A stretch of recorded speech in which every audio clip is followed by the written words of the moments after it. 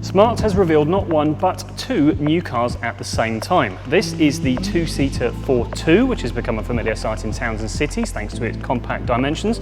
This, however, is the new four-seater Smart Forfour, which is aiming to be a posh rival to the likes of the Hyundai i10 and VW Up. Here are the 5 key things that we know about the two cars so far. As you would hope, Smart has resisted the urge to make cars bigger, as many manufacturers do these days, and this car is exactly the same length as the old one, which means you can still park nose on to the curb in town. The Forfour, meanwhile, is actually an extended 5-door version of the Fortwo and is a slightly more conventional size. It's about 5 centimetres shorter, 2 centimetres wider, and ever so slightly higher than the VW Up. Now, one of the most notable benefits of these cars' compact dimensions is a tiny turning circle. The Smart Fortwo's is just 6.95 metres.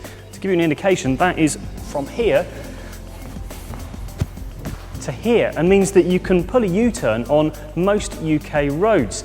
The Smart Forfour's is relatively small as well, at just over 8.5 metres, which is about a metre smaller than most of its main rivals. So that promises to be agile at town manoeuvres as well.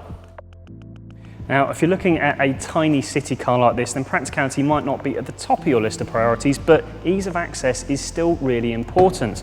And the really wide opening doors on the Smart Fortwo, they come out at 90 degrees, and the driver's seat is set really high up, so it makes getting in and out very easy. Once you're inside, it's about 10 centimetres wider than the old car, which means you get a bit more shoulder room and it's not quite as claustrophobic as it was before.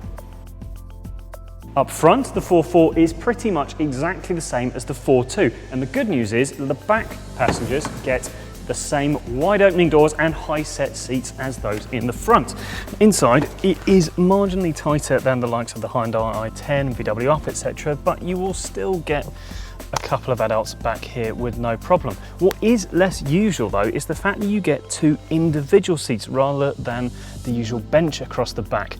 Now, these seats can also flip down to give you a flat loading bay and a bit more boot space, and if you want even more room, these seat bases flip over as well. In both cars, the cabin is a big improvement over previous Smarts. It looks very posh and simplistic and pleasingly uncluttered.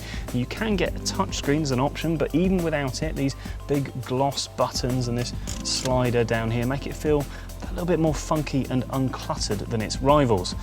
And one of the big improvements up here though is going to be down here. Now, this is a 5-speed manual gearbox, but Smart has recognised that the automatic version on the old car was really not up to scratch. So the new version is getting a much smoother dual clutch semi-automatic gearbox.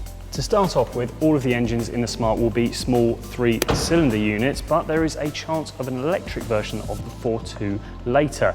Now, pricing for this car hasn't been confirmed yet, but it's expected to start at around £10,000 for the entry-level Fortwo, and the Forfour version will add about £500 on top of that.